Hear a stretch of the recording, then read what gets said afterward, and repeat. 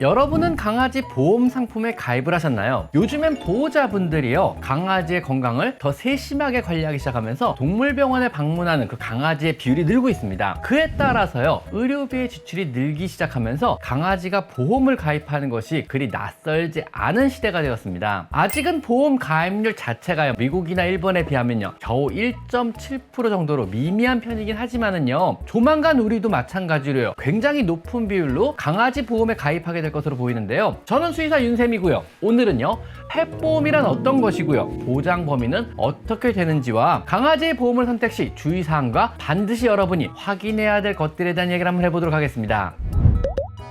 현재요, 삼성이나 메리츠, 현대해상, KB 등 10개의 회사에서 운영 중인 펫보험이란 무엇을 의미할까요? 먼저 첫째로 펫보험은요, 우리 강아지들의 의료비용, 정확히는 통원 치료비, 수술비, 입원 비용을 줄여주는 제도입니다. 우리 사람의 의료보험과는 약간은 다르고요, 자기 부담률이 있는 실손보험과 비슷합니다. 두 번째로요, 보험료 갱신형 상품으로요, 1년 혹은 3년 혹은 5년마다 강아지가 나이가 들어감에 따라 보험료가 인상이 되며 갱신을 해야 합니다. 그러므로 갱신 기간이 긴 보험 상품을 선택하는 것이 유리합니다. 세 번째가 가장 중요한데요, 보험 가입 시에는요, 가입 전까지 질병의 상태, 복용하는 의약품, 강아지의 양육 목적이나 양육 장소와 양육자에 대한 정보를 정확히 고지해야 합니다. 이것을 대충 여러분이 두리뭉실하게 알리거나 고지를 하지 않아서 보험 비용을 제대로 청구받지 못하는 경우가 굉장히 많습니다. 이건 법적으로도 굉장히 중요한 내용입니다. 네 번째로요, 특약으로 묶여있는 질병이 많기 때문에 반드시 확인하고 필요하다면요, 특약도 가입을 하셔야 합니다. 특히 입원이나 수술과 관련된 특약과요, 치과 질환과 관련된 특약은요, 함께 가입하시는 것이 좋습니다. 사실 정말 보험이 필요한, 비용이 많이 들어가는 부분은요, 이 특약 부분이거든요. 다섯 번째로요, 발치나 스케일링,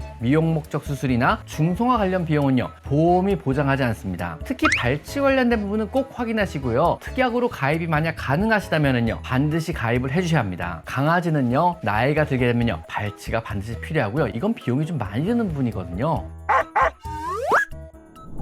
평균적인 보험 상품의 경우요, 입원비, 통원비, 수술비를 보장하는 것을 포함하여 가입하게 되고요, 이때는요, 매달 약 47,000원 정도의 보험 비용을 평균적으로 내게 됩니다. 이때 보장해주는 범위는요, 평균적으로 입원비 하루 15만원 한도, 통원 치료비 하루 15만원 한도, 수술비 하루 200만원 한도로 연간 총 항도액은 500만원입니다. 이 한도 비용 범위 내에서 자기 부담 비율 20% 정도를 제외한 나머지 입원, 수술, 치료 비용을 보험사가 지급하는 이런 형식인 것입니다.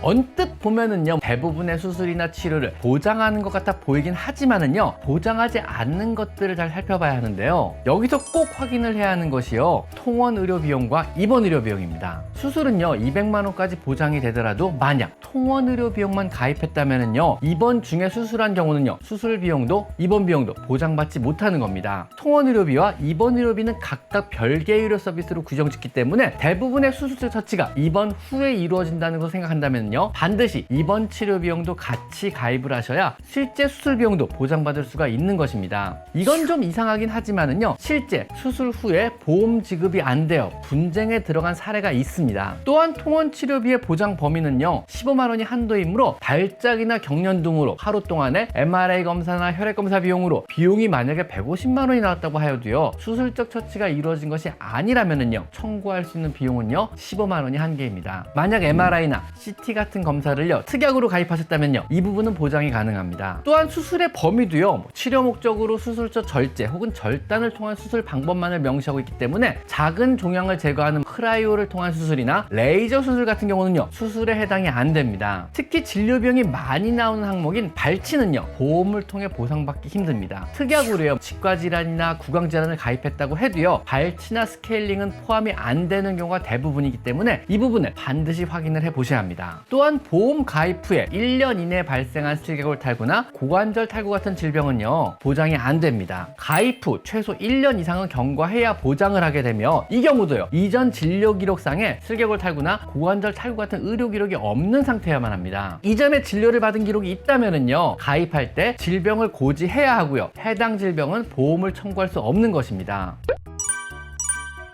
정리해 보면은요, 여러분이 보험을 잘 알아보고 가입을 했다고 하더라도요, 보험으로 보장이 안 되는 것들이 의외로 많이 있습니다. 자격 없는 수의사로부터 받은 의료행위나 가입 이전에 이미 발생한 질병이나 상해 혹은 선천적이거나 유전적인 질환 역시 보장을 안 하며, 만약 해당 유전 질환이 보험 가입 기간 중에 최초로 발견이 된 경우라면은요, 해당 보험 기간 내에서만 보장을 해주고요, 이후 갱신을 안 해주거나 갱신 시에는요, 해당 질병을 보험 면책으로 두게 됩니다. 그래서 갱신 기간이 긴 보험을 선택하시는 것이 결과적으로 유리한 것입니다. 예방접종이나 구충 혹은 정기 건강검진 같은 예방적 진료나 검사 비용 역시 보험이 보장을 해주지 않습니다. 이 외에도요, 중성화 수술이나 임신, 출산에 따른 비용, 스케일링이나 발치 비용, 그리고 미용 목적의 수술 역시 보장해주지 않으며, 특히 의료 목적의 상담 비용이나 훈련 비용 혹은 산책에 대한 비용 역시 보장해주지 않는 것도 꼭 확인 후 가입을 하셔야만 합니다.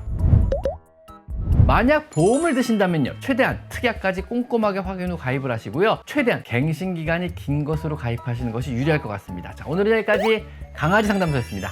감사합니다.